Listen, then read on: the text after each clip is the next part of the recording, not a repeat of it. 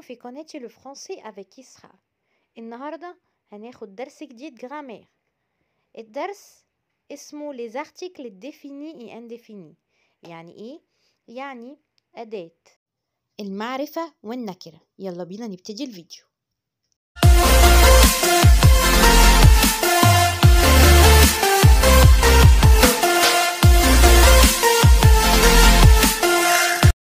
les articles définis et indéfinis. يعني ايه؟ يعني أداة المعرفة وأداة النكرة. ايه هو l'article défini؟ أداة المعرفة le, la, les, l'apostrophe. طب article indéfini هي أداة النكرة un, une, des، ودايما indéfini بتبقى un, une, des. افتكرها كده. طيب ايه هو les articles définis؟ أداة المعرفة بستخدمها امتى؟ L'article défini est employé lorsqu'on désigne une chose ou une personne en particulier. يعني ايه؟ يعني بستخدم أداة التعريف لو بكون بحدد الشيء أو الحاجة بتاعت الشخص. زي ايه؟ تعالوا بينا ناخد example. زي مثلا la voiture de mon père، سيارة أبي. أنا حددت الشيء ده بتاع مين؟ السيارة دي بتاعت مين؟ بتاعت أبي، فحطيت أداة التعريف لا. طيب le cahier de ma petite fille، كراسة أختي الصغيرة. أنا حددت هي كراسة مين. طب تعالوا بينا نشوف le, la, les, l'apostrophe. امتى احط le او لا او ليه؟ le بتتحط مع الكلمة الماسكولين singulier، يعني المذكر المفرد. طيب لا للفيمينين singulier، يعني المؤنث المفرد. l'apostrophe بتتحط قدام الفويل، واحنا هنشوف ايه هما الفويل في الفيديو. ليه بتستخدم قدام الكلمة الماسكولين أو فيمينين بلوريال، يعني المذكر أو المؤنث ولكن جمع. طب ناخد example. عندي example مثلا زي le chien masculin singulier، la voiture féminin singulier، l'orange حطيتها قدام الفويل وقلنا هنقول ايه هما الفويل في الفيديو. les livres masculin pluriel. تعالوا بينا نشوف الالابوستروف بحطها امتى.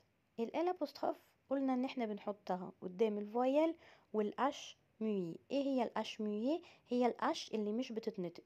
طيب ايه هما الفويل؟ الفويل هما ا او اي او يو. تاني ا او اي او يو. طب ناخد اكزامبل على الكلام ده.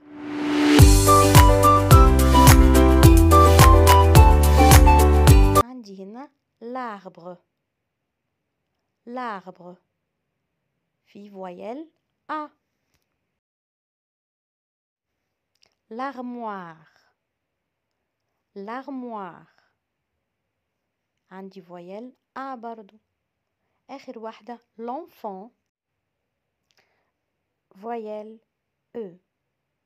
طيب تعالوا بينا نشوف ايه هما les articles indéfinis. طالما قلت indéfini يبقى هتبتدي بإيه؟ بأن، une، des. طيب بنحط الأداة النكرة إمتى؟ l'article indéfini est employé lorsqu'on désigne une chose inconnue.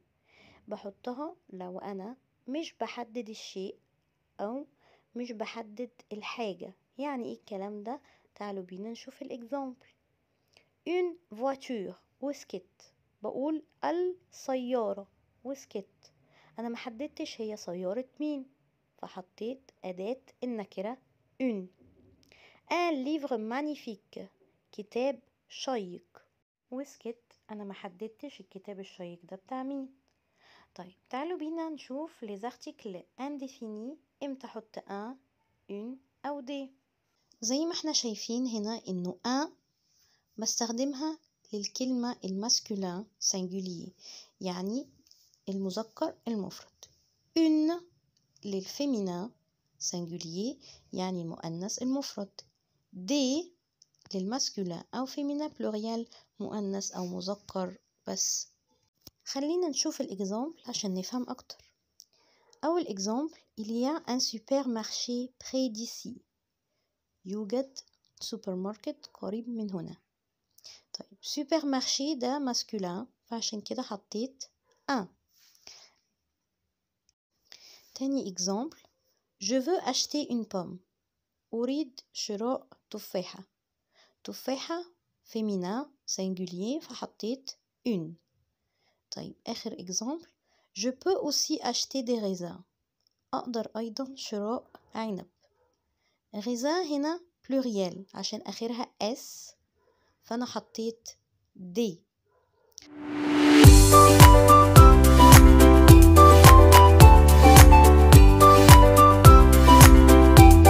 Un livre. Des livres. Une trousse. Des trousses. Un crayon. Des crayons. Des ciseaux. طيب تعالوا بينا نشوف exemple بين l'article indéfini و l'article défini عشان نفهم أكتر. أول phrase معايا le livre rouge de Julien.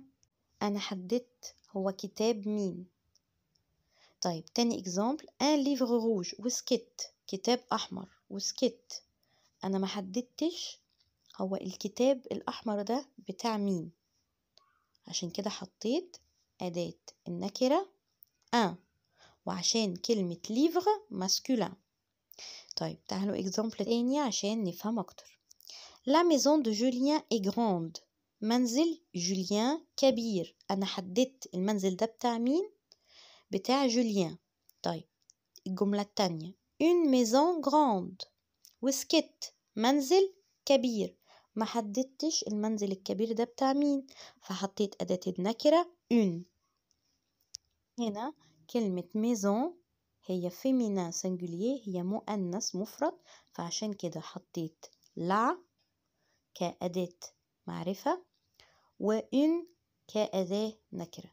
يا رب الفيديو يكون عجبكم وقدرتوا تستفادوا وتفهموا الفرق بين l'article défini و indéfini. أشوفكم في فيديو تاني وباي باي.